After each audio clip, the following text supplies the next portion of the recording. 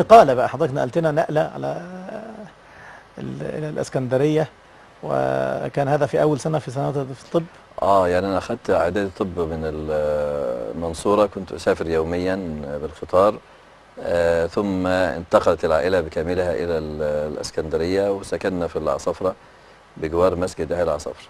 وانا كما قلت كان عندي عاطفة دينية، وكنت اتمنى ان اكون بجوار مسجد، يعني حتى يتسنى لي الصلوات الخمس في المسجد. والحمد لله يعني كان النقلة بجوار مسجد أهل العصافرة في العصافرة على طريق أبي خير. والحمد لله في هذا المسجد أيضا بدأت الدعوة. يعني أول خطبة خطبتها في مسجد أهل العصافرة هو مسجد كبير، يعني ما ما شاء يقلش الله. عن 400 متر يعني. طيب النقلة الجامعية يا شيخ أحمد، حضرتك لما عندما دخلت الجامعة، من هي أول شخصية التقيت بها في الجامعة، شخصية دعوية يعني؟ هو كان سبب يعني طبعا كان قبل الدعوة السلفية وقبل التعرف على الشيخ محمد بن إسماعيل وبقية إخواننا. كان خرج أخ من الدفعة اللي قبلنا في الكلية، وكتب على سبورة المدرج: من أراد أن ينضم للجماعة الدينية بالكلية فليذهب إلى جمعية شبان المسلمين يوم كذا وساعة كذا. فاللي عنده عاطفة راح، اللي عنده عاطفة مم. دينية راح. فأنا قابلت هناك الدكتور إبراهيم الزعفراني. وطبعا مش هو دكتور إبراهيم موجود الآن، يعني كان ملتحي لحية طيبة ويلبس ملابس الباكستانيين، وعنده غيرة شديدة على السنة وحب شديد للإسلام. وتعرفنا على بعض وحصلت يعني ألفة شديدة، وكنت أتردد عليه في البيت. ودي كان بداية عمل الجماعة الإسلامية في الجامعة قبل ظهور الدعوة السلفية. وكان معنا بعض الإخوة الآخرين، يعني أكثرهم يعني إما إنه طب أخذه أو إنه يكون سافر خارج مصر. المهم انقطعت أخبارهم، ما بقاش إلا الدكتور إبراهيم. وطبعا ما زال يعمل في العمل الدعوي في في الحقل العمل ده. الدعوي، آه. وأسأل الله عز وجل أن نعم. يوفقنا وإياه.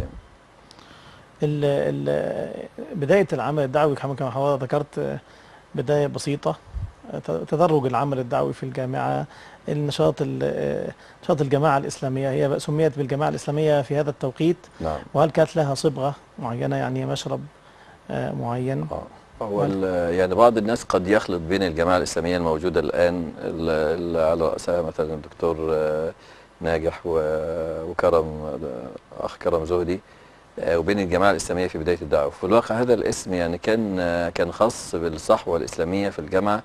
لما نشأت الجماعة الإسلامية، احنا كنا دخلنا الاتحاد. كنت أنا ماسك لجنة خدمة الطلاب في كلية الطب، ولجنة عليا في الجامعة، وكان الدكتور إبراهيم الزعفراني ماسك اللجنة الثقافية.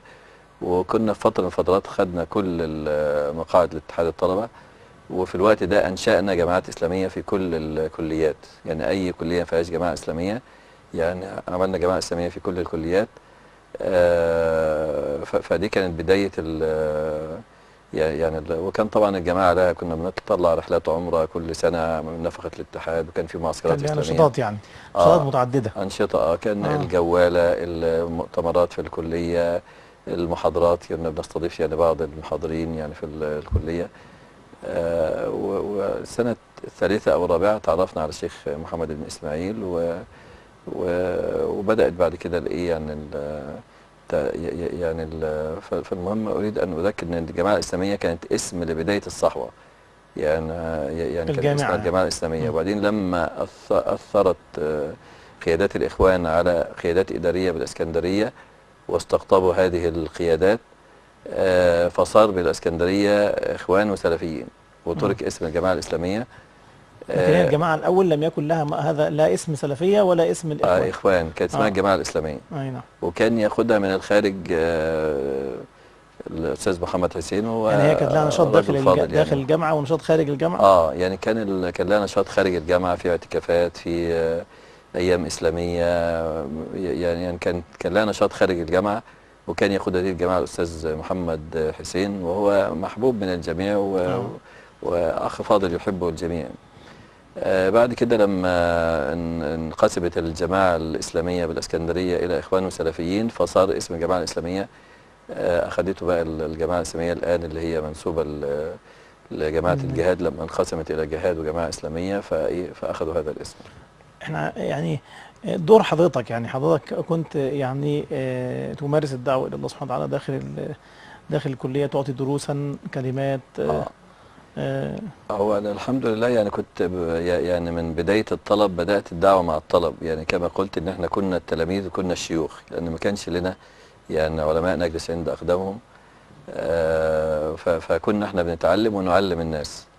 فكنت يعني بالاضافه لنشاط الاتحاد كنت اعطي دروس في المدرجات وفي غرفه الجامعه الاسلاميه، كنت انتقل للجامعات الاسلاميه الاخرى والكليات الاخرى اعطي فيها دروس، بالاضافه الاعتكافات والمؤتمرات اللي كانت بتتعمل. يعني أذكر أول مؤتمر كان في مبنى اتحاد الطلبة أمام كلية الهندسة، ويبدو أنه اتغير لنادي أو شيء الآن، لأن كان مصدر إزعاج جامد مم. للنظام السابق يعني. فكنا بنعمل فيه معسكر إسلامي سنوي، وكان بينفق عليه من اتحاد الجامعة فعدة سنوات يعني. وكان أيضا رحلات العمرة كان بينفق عليها من من اتحاد الجامعة. الطلبة برضه. فالمؤتمر ده كان فيه بعض المضايقات للجماعة الإسلامية، فإحنا عملنا مؤتمر و... كان الجماعة الإسلامية زي مولود يعني جديد، والناس مم. كلها فرحانة بيه ومحتفلة بيه. فكنت أنا قلت يعني قرارات المؤتمر، ما مم. كناش اجتمعنا وقررنا قرارات، لا ده أنا قلتها من دماغي كده. ما كانش عندنا خبرة في آه، فأنا قلت بقى أنا بقى المؤتمر قرر عزل عميد الكلية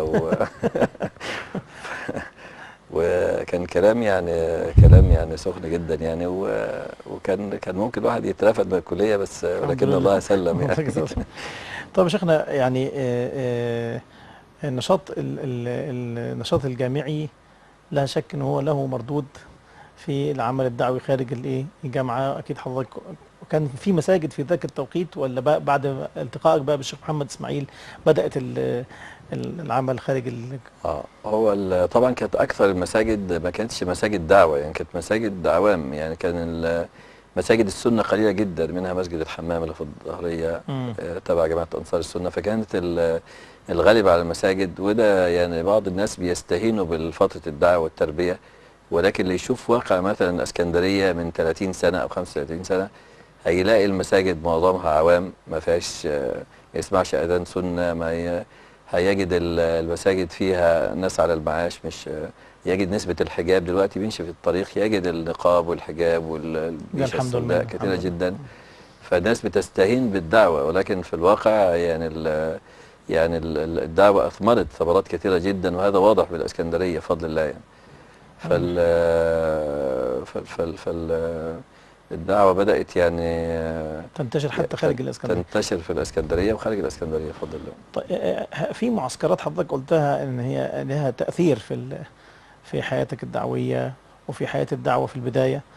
اه هو كان في معسكرين يعني أحب أن ألفت النظر إليهم. المعسكر الأول كان في رشيد، كان اللي منظم هذا المعسكر الحاج عباس السيسي رحمه الله، وكان كبير الإخوان في الإسكندرية، وهو توفي من عدة سنوات، وكان رجل فاضل وكريم وكان هذا المعسكر قبل انضمام قيادات الجماعة الإسلامية للإخوان. وكان كل يوم يجي لنا يعني واحد من قيادات الإخوان. طبعا الأستاذ جمعة أمين كنا عارفينه، كان اعتكف معانا وكان بيعطي درس تفسير في مسجد الحمام في الاعتكاف. ولكن هم جابوا لنا الأستاذ محمد عبد المنعم، كانت أول مرة نشوفه. وكان كنت أنا في المعسكر ده، أنا والشيخ محمد والشيخ أبو إدريس، ومش ذاكر يعني حد تاني من المشايخ الدعوة الآن موجودين. وكانوا مضيقين علينا، كان الإخوان معهم عناصر ضعيفة جدا، حليق اللحى وعوام ما عندهمش علم، فكنا احنا بنسألهم، يقولوا حديث نقول له الحديث ده ضعيف كذا. وكانوا ماسكين الغرف، مم. إمارة الغرف وإمارة المعسكر. فلما جاء الأستاذ جمعة أمين فأنا شكيت له اللي حصل، فقال لي أنت بكرة أمير المعسكر، أنت أو الشيخ محمد إسماعيل. فقلت له لا، الشيخ محمد إسماعيل. وفعلا تاني يوم كان هو أمير المعسكر، فبدأنا احنا ناخد الإيد دفة ونعطي الدروس وتاني يوم كنت أنا أمير المعسكر. والمعسكر جالنا بعد كده الأستاذ محمد حسين، وجالنا الأستاذ دكتور مصطفى حلمي، وكان عامل رسالة دكتوراه أو ماجستير عن شيخ الإسلام ابن تيمية، وكان شافه في الرؤية. المهم المعسكر يزداد حلاوة حتى نهاية المعسكر. بعد ما انتهى المعسكر هم طلبوا مننا ان احنا نبيت انا والشيخ محمد. فانا سالت الاستاذ محمد حسين فرفض ان احنا نبيت، يعني قال ينبغي ان يستأذنوني لان انتم جايين من طرفي، على اساس ان هو كان بيقود الجماعه الاسلاميه من خارج الجامعه.